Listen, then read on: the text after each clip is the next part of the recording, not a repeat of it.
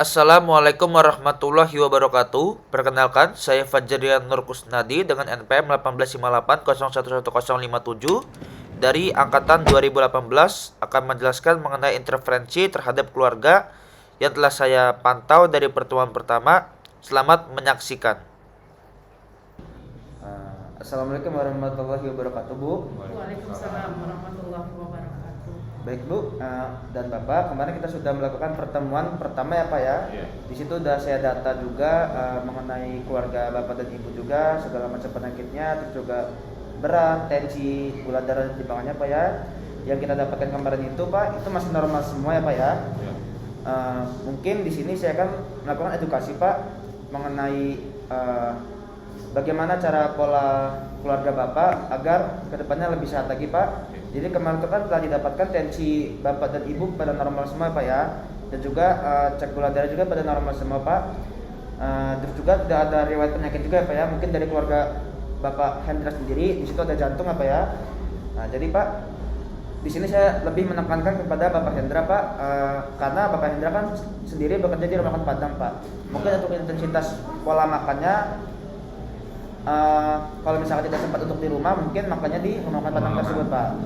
Mungkin banyak sedikit masakan yang bersantan ya Pak ya. Mayoritas berarti di situ kan banyak kalorinya Pak di makanan itu Pak. Nah mungkin di sini saya akan memberitahukan kepada Bapak dan Ibu juga bagaimana cara pencegahan kolesterol tinggi ya Pak ya. Kolesterol tinggi Pak. Jadi bagaimana cara kita untuk mencegah kolesterol? Di sini saya ada poster juga pencegahan kolesterol tinggi ya Pak ya. Untuk meminimalisir Bapak agar tidak terkena kolesterol dini ya Pak ya untuk kedepannya. Jadi di sini ada 4 tahap Pak yang harus kita lakukan Pak.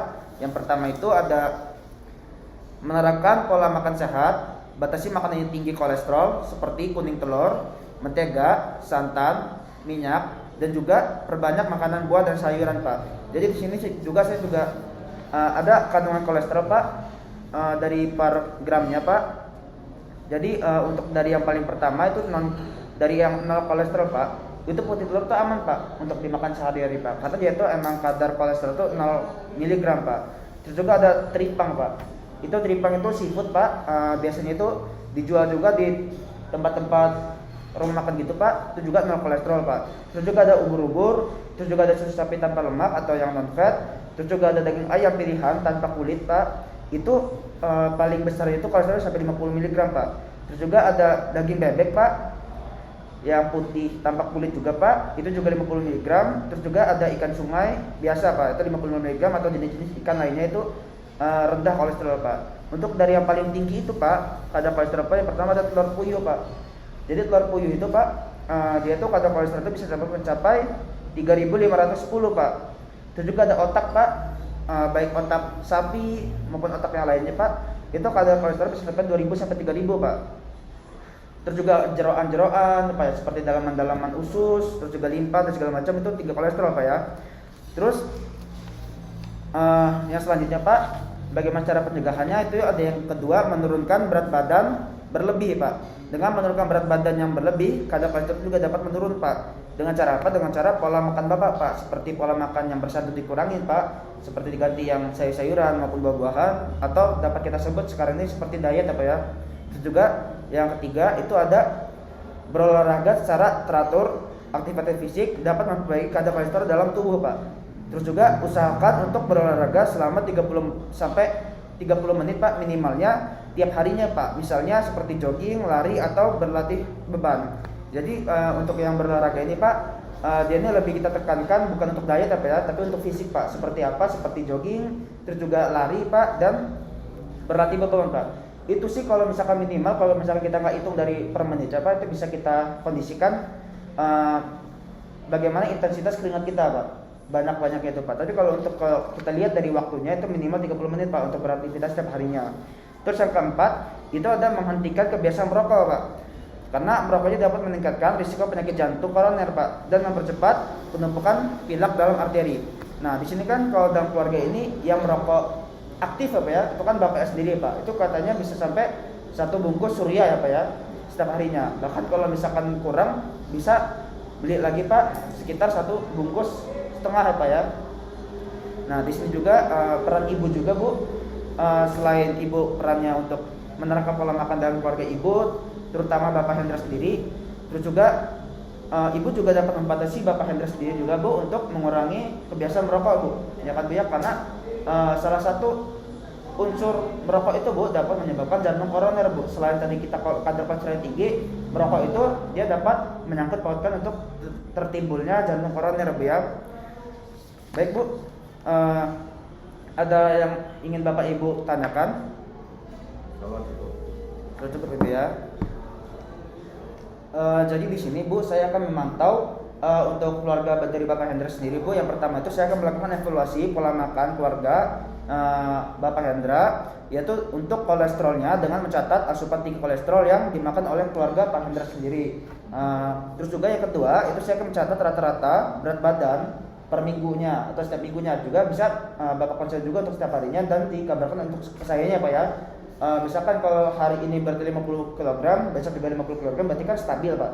Karena juga dalam waktu jangka 1 hari doang itu Pak, itu untuk pergerakan pola makan kita itu kan bergantung dengan berat badan kita Pak. Ya kan Pak ya.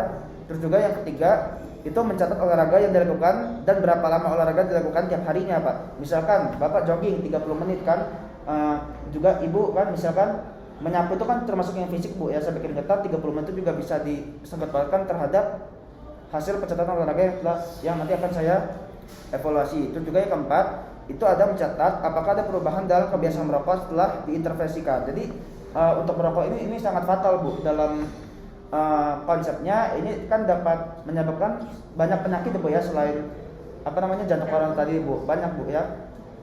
Terus juga yang kelima itu ada saya akan mengevaluasi dan menilai kadar kolesterol menggunakan GCU Bu. Nah, jadi nanti misalkan kalau yang tadi yang 4 faktor sudah saya dapatkan semua dari kabar keluarga Bapak, nanti lalu saya akan melakukan pengecekan terhadap GCU atau kadar kolesterol ya Pak. Nah, untuk kadar kolesterol normal itu Pak, itu antara 70 sampai 130 Pak. Kalau misalkan dia lebih dari 130 mungkin kadar kolesterol naik, dan itu bisa kita sebutkan terhadap penyakit-penyakit lainnya Pak ya. Dari hasil evaluasi ini Pak, ada yang ingin Bapak Ibu tanyakan? Baik Pak, mungkin ini ada posternya Pak, bisa Bapak Ibu simpan saja, dan juga di sini ada kandungan kolesterol per 100 gram makanan Pak, bisa Bapak Ibu baca juga nih. Ini kandungan kolesterolnya dari 0 sampai 3000 juga ada ya. Kategorinya tidak juga sehat-sehat, sekali-sekali boleh nih, hati-hati sama berbahaya. Ini bisa Ibu pegang juga Bu untuk ditempelkan di rumah Ibu. Baik, dari hasil yang telah saya lakukan ini, ada yang ingin Bapak Ibu tanyakan? Ya, cukup. Semoga bermanfaat dengan informasi yang Bapak kalian utarakan tadi. Amin. Baik, mungkin sudah selesai Bapak Ibu. Terima kasih banyak Bapak Ibu ya. Terima kasih banyak dokter. Assalamualaikum. Waalaikumsalam. Ke Fajrian, nanti kalau memang ada yang perlu didiskusikan sama saya, nanti bisa kita diskusikan kembali seperti itu ya. Nanti kita lihat bagaimana hasil evaluasinya. Oke, sudah Dek. Dokter, Silakan didiskusi ya. izin, tadi lupa aja record dokter. Jadi lupa Fajrian record. Ya nggak apa-apa. Ini Udah, baru nggak apa-apa. Fajrian record dokter. Tadi sudah saya screen capture kok. Oh, alhamdulillah. Terima kasih dokter. Ya Dek. Ya, baik dokter. Oke, sudah ya. Ya. Dokter. Makasih. Makasih dokter. Ya, assalamualaikum. Waalaikumsalam dokter.